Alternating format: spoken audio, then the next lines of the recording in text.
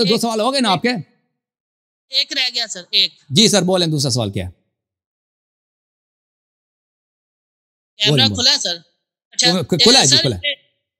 ہمیں اکثر یہ بچپن سے ہم سنتے آئے ہیں یا اتنی عمر تک کہ پیارے نبی نے جب بھی شادی کہیں کی پہلے وحی آئی پھر شادی کی، اور حضرت عائشہ کی جو تصویر ہے وہ سبز کپڑے میں لپٹی ہوئی پیارے نبی کو پہلے دکھائی گئی پھر انہوں نے شادی کی. اس میں حقیقت کیا ہے؟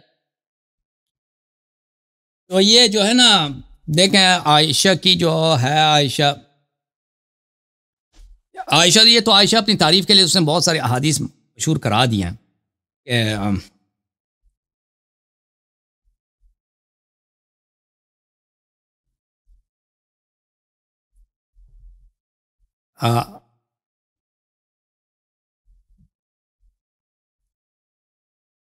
عائشہ نے اپنی وہ فائدے میں مشہور کرا دیا کہ اس طرح کے تصاویر وغیرہ. میں آپ کی خدمت میں عرض کروں کہ یہ عائشہ جو ہوتا ہے نا، وہ ایک طلاق شدہ عورت ہے. اس کی پہلے شادی ہوئی تھی اور پھر اس کی جو ہے اس کی رخصتی بھی ہو گئی تھی. وہ جماعت ہمارے اس کو چھپاتے ہیں. اچھا میں آپ کو دکھا دیتا ہوں. وہ آپ کے لیکچر سے ہی ہمیں پتہ چلا ہے، تو آپ کے منہ سے ہم نے سنا ہے آج تک. اور پھر ایک شادی، پھر ابو بکر نے اس کو وہاں سے بگا کے لے کے آیا نا اس کے شوہر کے گھر سے.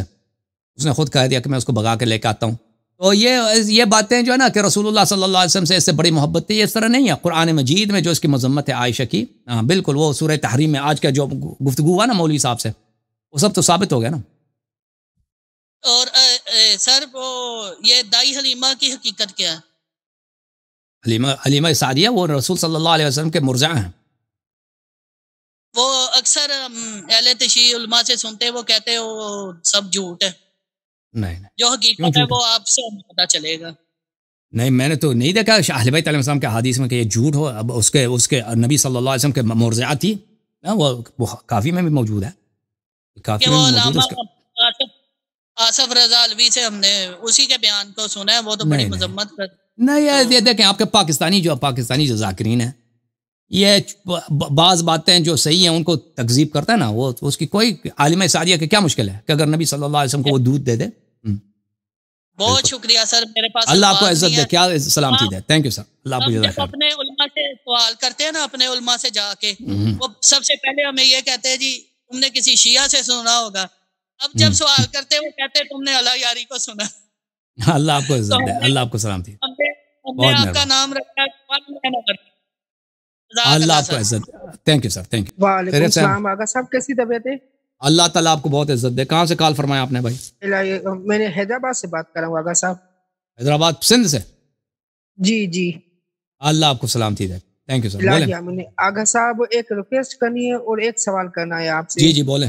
ریکویسٹ یہ ہے کہ یہ جو چشتی جیسے آج کل بچے آ رہے ہیں نا، یہ بہت ٹائم ضائع کرتے اور بے مقصد بات کرتے رہتے ہیں، کچھ بھی نہیں اس سے فائدہ، یہ ٹائم ضائع کرتے رہتے ہیں. صحیح کہہ رہے ہیں. اچھا سوال صرف میرا ایک یہ ہے کہ اکثر ہم بات سنتے رہتے ہیں کہ حضرت جبرائیل امین جناب سید صلی اللہ علیہ وسلم در کی نوکری کیا کرتے تھے، کیا یہ بات صحیح ہے؟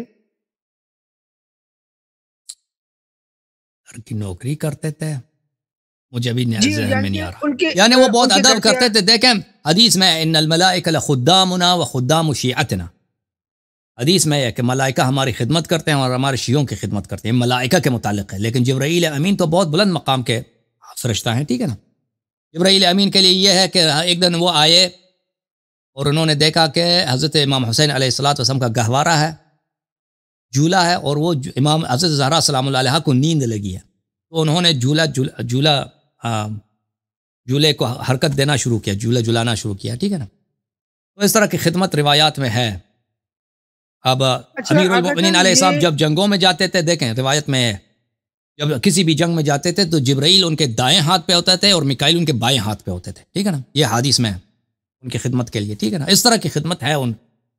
اب جبرائیل اس کے علاوہ مجھے ابھی ذہن میں نہیں آ رہا کہ بہرحال جبرائیل ایک بہت ہی معزز فرشتہ ہے، جبرائیل کا بہت عظیم مقام ہے، لیکن اہل بیت علیہ الصلوۃ والسلام کے وہ بہت عزت کرتے تھے، بہت احترام کرتے تھے، کبھی بغیر اجازت کے داخل نہیں ہوتے تھے.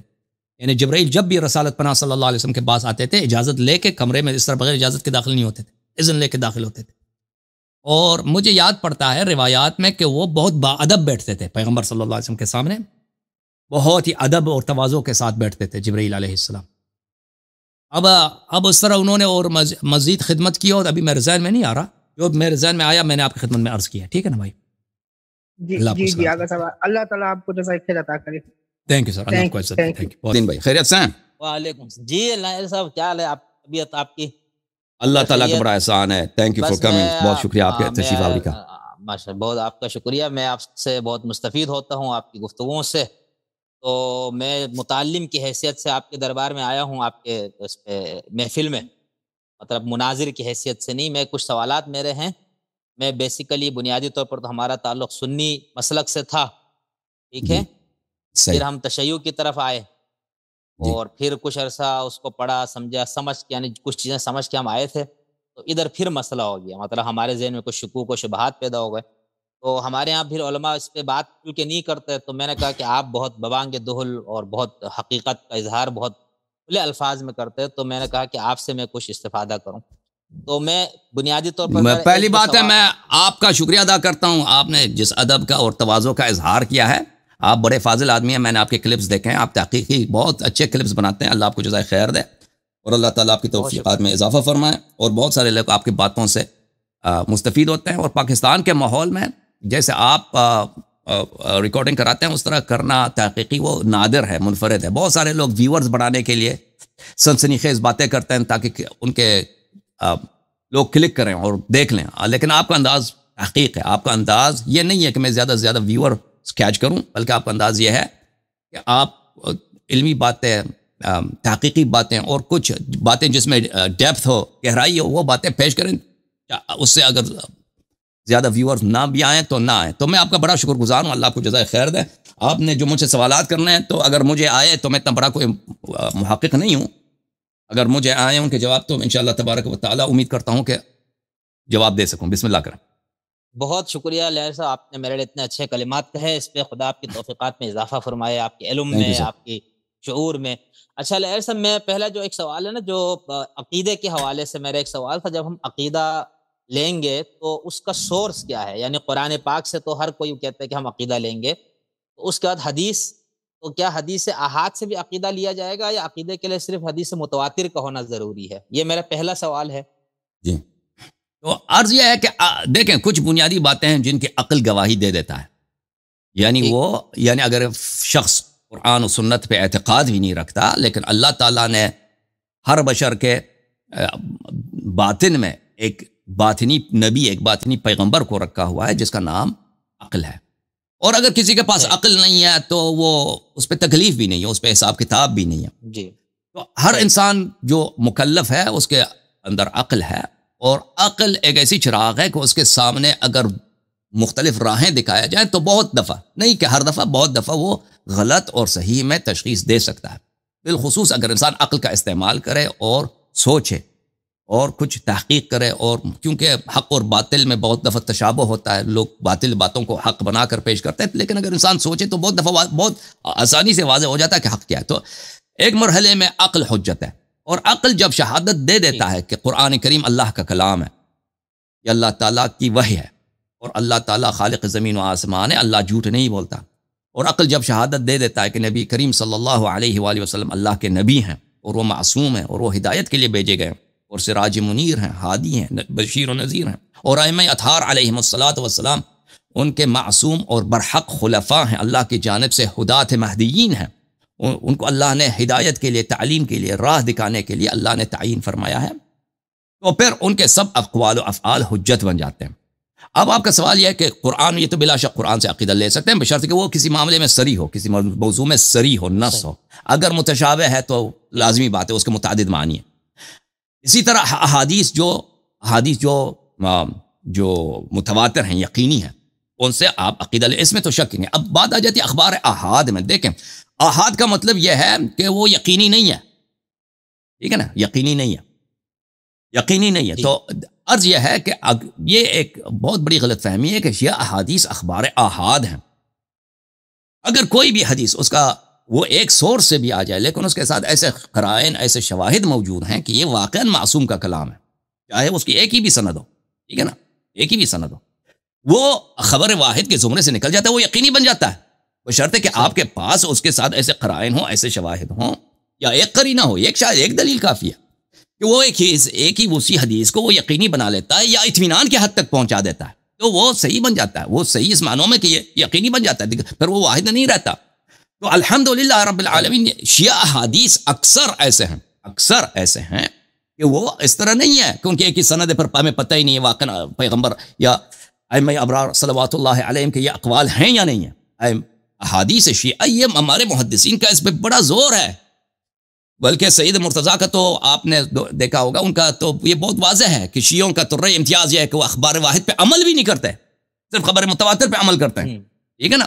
جی وہ ایک چھوٹا آدمی نہیں تھا، اس کو نہیں پتا، وہ اس طرح نہیں تھا کہ اس کو اصطلاحات کا نہیں پتا، اس کو بخوبی پتا ہے کہ متواتر کے اس کو کہتے ہیں، واحد کے اس کو کہتے ہیں، اور وہ عمل کی بات کر رہا ہے، فروعات کی بات کر رہی ہے، اور عقائد تو دور کی بات ہے، عقائد کے نہیں، بالکل ہاں۔ وہ کیسے اس سے بات کہتا ہے؟ کیونکہ ان کو پتا ہے کہ خبر واحد وہ ہے جس کا ہمیں نہیں معلوم کہ واقعا یہ پیغمبر صلی اللہ علیہ وسلم نے بولا یا نہیں بولا، فلانے نے فلانے سے سنا، فلانے نے فلانے سے، فلانے ہو سکتا ہے بولا، ہو سکتا ہے کچھ اور بولا، الفاظ چینج ہو گئے ہوں، بالکل۔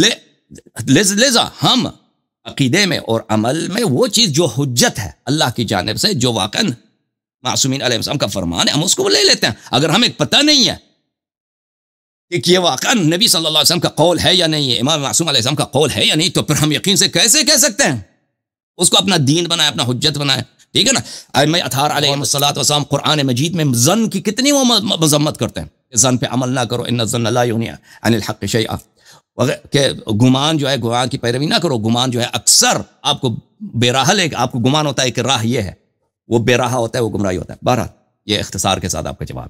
بہت شکریہ لیاری صاحب۔ اچھا، اس میں مسئلہ لیاری صاحب آپ نے جیسا فرمایا کہ عقل ایک سورس ہے نا، تو جو ہمارا اخباری مکتب ہے ان کے ہاں تو عقل سورس نہیں ہے، وہ پھر کیوں اس کا انکار کرتا ہے؟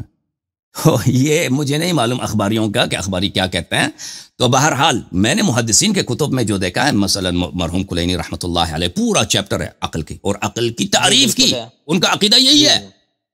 دیکھیں محدثین جو ہیں، ایک آپ مجتہدین کے کتب میں جب جاتے ہیں وہ اخبارین کے متعلق بہت کچھ کہتے ہیں، اخباریوں کا یہ عقیدہ، اخباریوں کا۔ جب ہم بھی حوزے میں پڑھتے تھے، رسائل پڑھتے تھے یا کفایہ پڑھتے تھے، تو وہاں پہ بہت کوٹیشن ہوتے تھے کہ اخباری یہ کہتے ہیں، اخباری محدثین یہ کہتے ہیں، تو ہمیں یہی لگتا تھا کہ اخباری کتنے بیوقوف ہیں، اخباری کتنے جاہل ہیں، اتنے واضح باتوں کو وہ کیسے نہیں سمجھتے، یعنی ہمیشہ اسی طرح پیش کرتے تھے کہ ان کی باتیں بہت ہی بچے گانا، بہت ہی سرسری، بہت غیر عمیق، اور کہ آرام سے آپ اس کی باتوں کو رد کر سکتے ہیں۔ لیکن یہ ہمارے مجتہدین کی جو ہے عدم امانت ہے، اور ان کا اپنا عدم تعمق ہے کہ محدثین کے کتب کو انہوں نے اچھی طرح سے پڑھا نہیں ہے، ان کے موقف کو اچھی طرح سے نہیں جانتے۔ عقل حجت ہے بالکل، لیکن ایک مرحلہ آ جاتا ہے کہ عقل کہتا ہے کہ اب مجھے نہیں معلوم۔ فروعات میں اہل بیت علیہم السلام کے احادیث بہت زیادہ ہیں کہ آپ فروعات میں عقل سے حلال حرام نہیں بنا سکتے۔ یہاں پہ عقل آ کے رک جاتا، عقل خود بھی کہتا ہے وضو مثلا ہم کیسے بنائیں، یہ عقل کی بات ہی نہیں ہے۔ یہ ایک ایسی چیز ہے کہ عقل کہتا ہے مجھے وضو کا بالکل نہیں پتہ، وضو یا غسل جنابت کس طرح بنایا جائے، غسل جنابت واجب ہونا چاہیے یا نہیں ہونا چاہیے، تیمم جو ہے غسل کے بجائے مٹی پہ ہاتھ لگائیں، چہرے پہ لگائیں، یہ غسل کی جگہ لے لیتا ہے، ٹھیک ہے نا۔ یہ تو عقل سے بننے والی چیز ہے ہی نہیں ہے۔ عقل تو کبھی اس وادی میں قدم، عقل خود کہتا ہے کہ بھئی یہاں پر آ کر فروعات میں، شرائع میں، حلال و حرام کے مسائل میں میرے آنکھیں اندھے ہیں، مجھے نہیں آتے نظر، آگے کچھ نہیں نظر نہیں آتا۔ ہاں اگر مجھے کچھ ایسی باتیں دکھاؤ نا، ایک حدیث کہتا ہے کہ تم اس طرح سے تیمم بنا دو، دوسرا حدیث کہتا ہے کہ مثلا اس طرح سے تیمم بناؤ، ایک حدیث ضعیف ہے، ایک حدیث صحیح ہے، تو عقل وہاں پہ کہتا ہے کہ بھئی تم صحیح کو لے لو، یہ اس طرح عقل کہہ لیتا ہے۔ لیکن عقل بذات خود حلال و حرام نہیں بنا سکتا، اس کو قیاس کہتے ہیں، اس کو استحسان کہتے ہیں، اس کو مسئلہ مرسلہ کہتے ہیں۔ ہماری مذہب میں اہل بیت اطہار علیہ السلام کے مذہب میں وہ مردود ہیں۔ تو محدثین اعظام جو فرماتے ہیں کہ عقل کو ہم نہیں مانتے، اس طرح نہیں کہتے کہ عقل کو یہ کوئی عقل اس طرح کہتے، یہ پاگل کی بات ہے کہ ہم عقل کو نہیں مانتے۔ کوئی کہتا ہے بھائی کہ عقل بری چیز ہے، سورس نہیں ماننا دین کا، عقیدے کا۔ عقل سورس ہے، لیکن جن چیزوں میں سورس ہے، ان چیزوں میں کہ اگر آپ عقل کے سامنے دو قضیہ رکھ دیں، دو دلیل رکھ دیں، وہ آپ کو بتائے گا کہ یہ صحیح ہے غلط ہے، یہ صحیح ہے غلط ہے۔ کچھ شواہد، کچھ قرائن رکھ دیں، وہ اس سے استنتاج کر سکتا ہے کہ بھئی اس کون کا کوئی خالق ہوگا. مثلا ہم آیات دیکھتے ہیں, نشانیات دیکھتے ہیں کون میں اللہ تعالیٰ کی عظمت کا, اس میں بھی عقل محتاج ہے انبیاء کی اور وحی کی محتاج ہے. یعنی اگر انبیاء علیہ السلام نہ ہوتے تو عقل اللہ تعالیٰ کے صفات وغیرہ کا نہیں جانتا. یعنی ہم اس طرح ہم یقین سے نہیں کہہ سکتے اگر کوئی نبی نہ ہوتا, کوئی وحیانی ارشاد تعلیم نہ ہوتا, کسی بشر کو آپ کسی جزیرے میں رکھ دیں, وہ کبھی کسی اس کو دین کا نہ پتہ ہو, وہ ایسے اپنے عقل سے بتائے گا کہ قوم کا کوئی خالق ہے یا نہیں, ہمیں نہیں معلوم اس کا, یہ کوئی کسی نے ترجمہ نہیں کیا ہے. لیکن عقل شواہد دیکھتا ہے, آثار دیکھتا ہے, لیکن کیا اسے صحیح نتیجہ اخذ کر سکتا ہے؟ یہ بات جو ہے نا, یہ بعض چیزوں میں صحیح نتیجہ اخذ کر سکتا ہے, لیکن اکثر معاملوں میں پھر بھی اس کو تعلیم کی ضرورت ہوتی ہے, ارشاد کی ضرورت ہوتی ہے. جی تو عرض یہ ہے کہ عقل ایک مرحلہ ہے عقل کے کام کا, لیکن عقل سب کچھ نہیں بتا سکتا. عقل ایک مرحلے میں آ جاتا ہے وہ جب خود عقل آپ کو شہادت دے دیتا ہے کہ اللہ وحدہ لا شریک حق ہے, نبی کریم صلی اللہ علیہ وسلم نبی ہیں, معصوم ہیں, اللہ کی جانب سے ہادی ہیں, ائمہ اطہار علیہ السلام معصوم ہیں, ان کی اطاعت ہی میں انسان کی فلاح ہے, تو پھر عقل خود شہادت دیتا ہے جو وہ کہتے ہیں وہ صحیح ہے, تم مان لو. تو پھر فروعات کے مسائل میں عقل کی بالکل کوئی حجیت نہیں ہے, اور یہ ہمارے پاس اس کے دلائل بہت زیادہ, اور لیکن ہمارے مجتہدین نہیں مانتے اس بات کو. مجتہدین کی یہ بہت بڑی ہٹ درمی ہے, مجتہدین کی یہ بہت تعجب ہے, یعنی اتنے غلط اخطاء کہ اتنے زیادہ احادیث ہیں کہ آپ فروعات سے عقل نہیں, فروعات میں عقل سے آپ کوئی حکم نہیں بنا سکتے, لیکن وہ بہت آ جاتے ہیں کہ اپنے عقل سے حکم بناتے ہیں, حلال حرام بناتے ہیں, واجب بناتے ہیں, بہت زیادہ, بہت کثرت کے ساتھ. حالانکہ یہ مذہب اہل بیت علیہ السلام میں بدیہیات ہے کہ یہ حرام ہے, یہ ممنوع ہے, اور عقل خود بھی کہتا ہے کہ میرا اس معاملے میں کام نہیں ہے, لیکن مجتہدین یہ کرتے ہیں اور اپنے بیچارے مقلدین کو بتاتے ہیں کہ یہ ہمارے جو ہیں, ہم نے یہ سب قرآن و سنت سے اخذ کیا ہے, لیکن ان کی کتابوں میں جائیں بے شمار ان کے احکام ہیں جو عقلی دلائل پہ مبتنی ہیں. جی سر. بالکل بہت شکریہ لاہر صاحب. اچھا, میرا اگلا سوال یہ تھا کہ جب ہم دنیا مسلمانوں کی جو دو بڑے گروہ ہے شیعہ سنی کی ہم تقسیم کرتے تو اس میں جو بنیادی اختلاف ہے وہ مسئلہ امامت ہے جو شیعہ مفہوم میں ہے, اور ادھر ہے عصمت عدالت صحابہ. اب جو ہم جب قرآن کو دیکھتے ہیں یا حدیث کا ذخیرہ دیکھتے ہیں تو اس میں عدالت صحابہ تو ہمیں نہیں, اس میں کوئی عقیدے کے طور پر تو نظر نہیں آتا, بہرحال طالب علم کے طور پر مجھے ہاں ٹھیک ہے, صحابہ کی فضیلت پر آیتیں بھی ہیں اور ان کی مذمت پر بھی آیتیں ہیں, فضیلت پر حدیثیں بھی مل جائیں گی آپ کو, مذمت بھی, عدالت کے اوپر کوئی چیز نہیں. لیکن یہ جو عصمت امام یا امام کا خدا کی طرف سے منصوص ہونا, ٹھیک ہے نا, اور ان کا معصوم ہونا جو پورا تصور ہے شیعہ, تو کیا یہ قرآن میں موجود ہے یہ پورا یہ عقیدہ, اور یہ بالکل عشری شیعوں کا جی 12 ہو, ذریت حسین سے ہو, یہ سارا. جی دیکھیں, اطیعوا اللہ واطیعوا الرسول واولی الامر منکم, وہی طاعت جو اللہ کے لیے, جو رسول صلی اللہ علیہ وسلم کے لیے, وہی اولی الامر کے لیے. یہ فخر رازی اپنے تفسیر میں اسی آیت کے ذیل میں کہتا ہے کہ جب اللہ تعالیٰ نے بلا قید و شرط اس طاعت واجب کیا ہے کہ جس معاملے میں بھی ولی امر کا حکم ہو اس میں آپ طاعت کریں, اس کا مطلب یہی ہے کہ ولی امر کبھی غلط حکم نہیں دیتا, یہ اس کی عصمت کی دلیل ہے. پھر وہ آ جاتا ہے, کہتا ہے کہ ولی امر کون ہے, کہتے ہیں بعض لوگ کہتے ہیں خلفاء ہیں, شیعہ کے روافظ کہتے ہیں کہ ان کا ائمہ اثنا عشر ہیں, لیکن وہ کہتے ہیں خلفاء بھی نہیں, ائمہ اثنا عشر نہیں, پوری امت ہے, امت کا اجماع کا نام ہے یہ اولی الامر ہے, اور اجماع امت کا نام اولی الامر. تو اس آیت سے خود فخر رازی جو امام الاشاعرہ ہیں اور بہت بڑے متکلم, بہت بڑے مفسر ہیں, وہ خود کہتے ہیں یہ آیت دلالت کرتا ہے اولی الامر کی عصمت کی دلالت ہے. لیکن اس کا مصداق وہ ایک ایسی عجیب غریب کہتا ہے نا کہ اجماع امت نہ لغت میں نہ شرع میں کوئی اس کو اولی الامر نہیں کہتا. تو اور ان کے خلفاء جو ہیں وہ غیر معصوم ہیں, یہ تو سب کو معلوم ہے کہ ان کی عصمت نہیں ہے. بہت سارے خلفاء تھے جنہوں نے کعبہ جلائے, جنہوں نے مدینہ منورہ میں زنا ریپ کریں, پورا یعنی گینگ ریپ کرتے تھے. یہ یزید کا جو لشکر ہے مدینہ منورہ میں واقع حرہ میں صحابہ مہاجرین انصار کی بیٹیوں کے ساتھ اور ان کے بہوؤں کے ساتھ, ان کے بہنوں کے ساتھ کیا کیا انہوں نے. آپ ان کے اپنے کتب میں جا کے دیکھیے, ابن تیمیہ کے کتب میں, البدایہ والنہایہ ابن کثیر میں, کہ 3 دن تک مدینہ منورہ میں نوامی سے صحابہ کے ساتھ, مہاجرین انصار کے بیٹیوں کے ساتھ, پوتیوں کے ساتھ یہ گینگ ریپ کر رہے تھے شام والے, شام کے لشکر. کس کے حکم سے؟ یزید کے حکم سے. تو ان کے خلفاء معصوم نہیں ہیں, بلکہ ان کے مسلمان ہونے پہ اگر کوئی کہہ دے کہ یزید کافر ہے تو بلا شک یہ ایک قطعی اور واضح بات ہے. جو کعبہ جلاتا ہے وہ کیسے مسلمان ہو سکتا ہے؟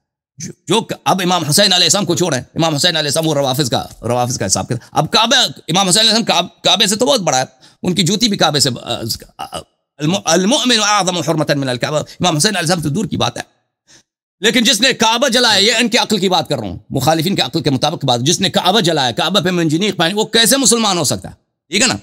تو ان کے خلفاء غیر معصوم ہیں، وہ تو واضح بات ہے، تو یہ دلالت کر لیتا ہے کہ یہ معصوم ہے۔ اس کے بعد آیہ تطہیر ہے، اور اللہ آپ کا یا ایھا الذین آمنوا اتقوا اللہ وکونوا مع الصادقین، اللہ رب العزت کا ارشاد ہے، آیہ تطہیر عصمت کی دلیل ہے، یا ایھا الذین آمنوا اتقوا اللہ وکونوا مع الصادقین، ہر حالت میں صادقین کے ساتھ رہو، یعنی ان کے ساتھ یہ جس طرح بھی بولیں، جس حالت میں بھی بولیں، قیام میں، قعود میں، امر میں، نہی میں، ان کے اتباع کریں، یہ عصمت کی دلیل ہے۔ اللہ تعالیٰ اگر آپ کو کہہ دے کہ فلان شخص کی ہر بات ماننا ہے آپ نے، اس کا مطلب یہ ہے کہ وہ کبھی آپ کو گمراہی کی طرف نہیں بلائے گا، گناہ کی طرف حکم نہیں دے گا، یہ عصمت کی دلیل ہے۔ اور اس کے علاوہ بھی ہمارے پاس الحمدللہ رب العالمین قرآن مجید فرقان حمید سے ائمہ ابرار علیہ السلام کے عصمت کے دلائل ہیں۔ جی بسم اللہ۔ تو یہ جو ہم جب اثنا عشری شیعوں کی بات کرتے تو اماموں کی تعداد کا 12 ہونا، 12ویں کے غیبت کبریٰ میں ہونا، اور اس کے ساتھ ساتھ جو ہے ذریت امام حسین علیہ السلام سے ہونا، تو یہ سب قرآن سے تو کوئی اس کا تعلق نہیں ہے نا، یا ہے؟ لیکن 12ویں کا ہونا، ان عدد الشہور عند اللہ 12 شہرا فی کتاب اللہ، اس آیہ کے ذیل میں شہر کس کو بولتے ہیں؟ شہر ایک تو مہینے کو بولتے ہیں، دوسری عرب لغت میں شہر وہ عالم جو شہر آفاق ہو، شہر آفاق ہو، اس عالم کو بھی شہر آفاق ہو، اس کو بھی کہتے ہیں ان عدد الشہور عند اللہ 12 شہرا فی کتاب اللہ ذالک الدین القیم، یہ دین قیم یہ ہے۔ حالانکہ اسلام سے پہلے بھی جو مہینے جو ہے نا، اسلام نے تو نہیں لائے 12 مہینے، محرم، صفر، ذی الحجہ وغیرہ، یہ تو اسلام سے پہلے موجود تھے، یہ دین قیم تو نہیں، یہ تو کفار کا بھی یہی ہے، مشرکین مکہ کا بھی یہی 12 مہینے تھے۔ ذالک الدین القیم ان عدد الشہور عند اللہ 12 شہرا فی کتاب اللہ، یہ اس میں ہے۔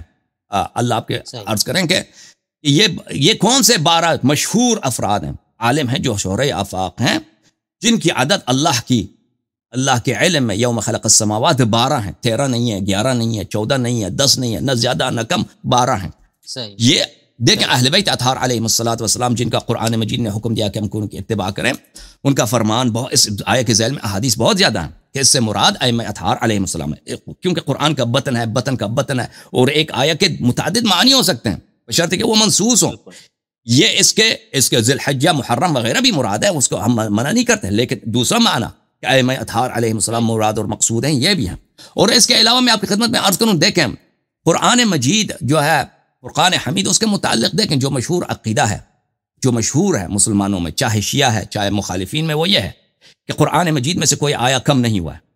لیکن وہ یہی ہے، ہم جب کہتے ہیں 12 امام قرآن میں دکھائے نا، ان کے نام یہ ذریہ امام حسین علیہ السلام میں سے ہیں، تو یہ دیکھنا ہے ہم نے کہ مشہور عقیدہ یہ ہے کہ اس کی وہ کچھ آئے، اس میں کمی نہیں آئی ہے، لیکن اس کے دلیل کیا ہے؟ دلیل اس کا کچھ بھی نہیں ہے۔ اس کو جو دلیل کے طور پہ پیش کیا جاتا ہے نا، وہ صرف ایک ہی آیا ہے، انا نحن نزلنا الذکر وانا له لحافظون۔ شیعہ نقطہ نظر سے تو یہ تو بالکل واضح ہے کہ یہاں سے ذکر سے مراد قرآن مجید ہو، یہ کوئی ایسی کوئی دلیل نہیں ہے ہمارے پاس۔ ذکر سے مراد امیر المؤمنین علیہ السلام، وہ حدیث منصوص ہے کہ ذکر سے مراد امیر المؤمنین علیہ السلام، ذکر سے مراد قرآن ہے۔ دیکھیں یہ ذکر سے مراد کہ حتماً قرآن مراد ہو، یہ کوئی متعین چیز نہیں ہے، ہو سکتا ہے قرآن ہو سکتا ہے غیر قرآن، اس کے لیے دلیل کی ضرورت ہے۔ اچھا آپ کس سے کیوں کہتے ہیں اس سے مراد قرآن ہے؟ اس سے مراد کسی کے پاس کوئی دلیل نہیں ہے، صرف سوائے اس کے انا انزلنا کا لفظ ہے۔ جماعت مخالفین جو کہتے ہیں کہ یہ، اور ہمارے بھی کچھ مفسرین جو کہتے ہیں صرف نزلنا تنزیل کی وجہ سے، لیکن تنزیل تو رسول پاک صلی اللہ علیہ وسلم کے بارے میں بھی نازل ہوا ہے۔ تنزیل بلے انا ارسلنا الیکم رسولا ذکرا، رسول صلی اللہ علیہ وسلم کو ذکر کہا گیا، اور اہل بیت علیہ السلام نے فرمایا کہ ہم ذکر رسول اللہ صلی اللہ علیہ وسلم اور ہم آل ذکر ہیں، ہم اہل بیت علیہ السلام۔ فاسألوا اہل الذکر ان کنتم لا تعلمون، اہل الذکر یعنی اہل الرسول صلی اللہ علیہ وسلم۔ دلیل کوئی نہیں یہاں پر۔ یہاں اس آیے کے ذیل میں جماعت مخالفین کے اپنے مفسرین نے فرمایا کہ یہ ہو سکتا ہے اس آیے کا مطلب یہ ہو کہ ہم نے نبوت نازل کی ہے اور ہم رسول صلی اللہ علیہ وسلم کی حفاظت کرتے ہیں، یعنی ذکر سے مراد نبوت ہو، اور رسول جس کی محافظت کرنا ہے وہ رسول صلی اللہ علیہ وسلم، یا اس سے مراد یہ ہو کہ ہم نے قرآن نازل کیا اور ہم رسول صلی اللہ علیہ وسلم کی حفاظت، رسول کی محافظت کریں گے، ٹھیک ہے نا۔ بہرحال اس کے علاوہ کوئی حدیث ہو نبی صلی اللہ علیہ وسلم کی، یا کوئی حدیث ہو صحابہ کی، کوئی فرمان ہو خلفائے راشدین کی، صحابہ کی، کہ قرآن میں کمی، کسی کے پاس کسی کا شہادت نہیں ہے، بلکہ بے اندازہ دلائل موجود ہیں صحیح روایات کے ساتھ، عائشہ سے، عمر بن الخطاب سے، عبداللہ ابن مسعود سے، ابی ابن کعب سے، بہت بڑے بڑے صحابہ سے، کہ یہ اس قرآن میں آیات کھو گئے ہیں، اس میں آیات کی کمی ہے، آیات ناقص ہے۔ اور یہ کہ جب عثمان نے ایک نسخہ لکھا قرآن کا اور اس نے اس کو سب شہروں میں پھیلا دیے، تو اس زمانے میں بہت بڑے بڑے صحابہ نے اس کی بہت شدید مخالفت کی ہے، ٹھیک ہے نا۔ اور اہل بیت اطہار علیہ السلام نے تو کبھی تعین نہیں کیا، تائید نہیں کیا کہ قرآن میں کمی پیش نہیں آئی ہے۔ اہل بیت علیہ السلام کو ہمیشہ یہ موقف رہا ہے کہ قرآن کے آیات میں جان بوجھ کر کیونکہ یہ قرآن موجود قرآن جس نے جمع کیا وہ وہی لوگ ہیں جنہوں نے خلافت غصب کیا، جو اہل بیت علیہ السلام کی دشمنی کے پلیٹ فارم پر، دشمنی کے مبنا پر انہوں نے خلافت غصب کیا ہے، اور ان کا ایجنڈا یہ، ان کا ایک ہی، پوری دنیا میں ان کا کوئی مخالف نہیں تھا خلفاء کا، ابو بکر کا، عمر کا، عثمان کا، پوری دنیا میں یعنی ایسے ان کی خلافت کو الٹ سکے کوئی نہیں تھا۔ یعنی اگر آپ دیکھیں روم والوں کا، ایران والوں کا اتنا پاور نہیں تھا کہ ان کو وہ کرے کیا کریں، ان کا تختہ الٹ سکے۔ عالم اسلام میں بھی ان کا کوئی چیلنج نہیں تھا، صرف ایک حزب اختلاف تھا ان کا، اور وہ ہے بیت علی علیہ السلام، بیت اہل بیت علیہ السلام، بیت الامامہ والعصمہ علیہ السلام، کہ ان کو بھی پتہ ہے بخوبی کہ اگر مسلمان ان کے حق کو جان لے تو وہ ہمیں نہیں مانیں گے۔ اب بھی یہی ہے، جب مسلمانوں کو پتہ چل جاتا ہے کہ اہل بیت علیہ السلام کون ہے، پھر وہ خلفاء کا اتباع نہیں کرتے، جیسے آپ خود اس کی مثال ہے، آپ غیر شیعہ تھے، آپ شیعہ ہو گئے۔ تو اس زمانے میں بھی ابو بکر عمر کو بخوبی پتہ تھا، عثمان کو بخوبی پتہ تھا کہ اگر یہ لوگ جو مسلمان ہو رہے ہیں بڑی بڑی تعداد میں، فتوحات ہو رہا ہے، ایران، مصر، شام، یہ نئے ملینز کے حساب سے جو لوگ مسلمان، اگر ان کو پتہ چلے جائے کہ اہل بیت علیہ السلام کون ہے، خلافت کے حقیقی وارث کون ہے، اطاعت کے حقیقی اقدار کون ہے، ابو بکر عمر کی تو ان کی تو حکومت اسی دن اس کا تختہ الٹ جائے گا۔ تو ان کو بخوبی پتہ، یعنی اپوزیشن ان کا کوئی نہیں تھا پوری دنیا میں، پوری دنیا میں خلفاء کا ایک ہی اپوزیشن تھا، اور وہ ایک بہت ہی چھوٹا سا گھرانہ، کمزور، ظاہری لحاظ سے کمزور گھرانہ، جن کی اتنی وہ فالوورز نہیں ہیں، اتنے ماننے والے نہیں ہیں، لیکن ان کا حق بہت عظیم ہے۔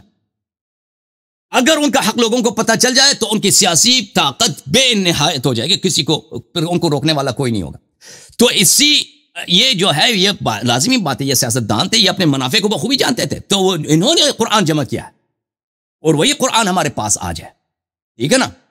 تو جب جماعت مخالفین سے ہم ڈیمانڈ کرتے ہیں کہ تم قرآن کے کمپلیٹ ہونے پہ دلیل لاؤ، ان کے پاس کچھ بھی نہیں ہے، ہمارے پاس کیا ان کے اپنے کتب سے کہ یہ قرآن ناقص ہے، ان کے اپنے کتب سے دلائل بے شمار ہیں۔ تو اہل بیت علیہ السلام نے کبھی تسلیم نہیں کیا کہ یہ قرآن کامل ہے۔ اہل بیت علیہ السلام کے احادیث اس مسئلے میں بہت زیادہ ہیں کہ قرآن میں کمی کی گئی ہے۔ کہاں پہ کمی کی گئی؟ دو مقامات پر، وہاں اس مقامات پر جہاں پہ اہل بیت علیہ السلام کے فضائل اور ان کے مقامات اور ان کے اسماء مبارکہ تھے، صحیح، ان کو ان لوگوں نے حذف کر دیا۔ اور وہ دوسرا مقام وہ ہے کہ جہاں پر صحابہ کی شدید مذمت تھی، صحابہ کی نام کے ساتھ، ان کی نشانی کے ساتھ کہ فلان نے یہ کیا ہے، یہ ان کے نفاق کی دلیل ہے، ان کی جہنمی ہونے کے دلائل تھے واضح جو تھے، ان لوگوں نے ان کو حذف کر دیا، ٹھیک ہے نا، اپنی سیاسی مصلحت اور منفعت کے لیے۔ اور جو لوگ دیکھیں رسول اللہ صلی اللہ علیہ وسلم کے مرض الموت پر ان کے سامنے ان کو کہہ سکتے ہیں ان الرجل لیہجر، یہ شخص ہذیان کہہ رہا ہے، تو وہ اگر قرآن کی کچھ آیات کو چھپا دیں تو اس میں کیا تعجب ہے، ٹھیک ہے نا۔ عرض یہ ہے تو قرآن کے متعلق جو قرآن کے متعلق ایک جو اساسی بات ہونی چاہیے وہ یہ ہے کہ پہلی بات یہ ہے کہ ہم جماعت مخالفین سے ڈیمانڈ کرتے ہیں کہ بھائی تم دلیل تو لے کے آؤ نا، کہ تم نے دنیا کو بر دی ہے اس نعرے سے کہ قرآن میں کمی نہیں ہے، قرآن کامل ہے، اس کے دلیل کہاں ہے؟ دلیل کچھ بھی نہیں ہے سوائے نعرے کے، سوائے اسی ادعا کو کی تکرار کے۔ جی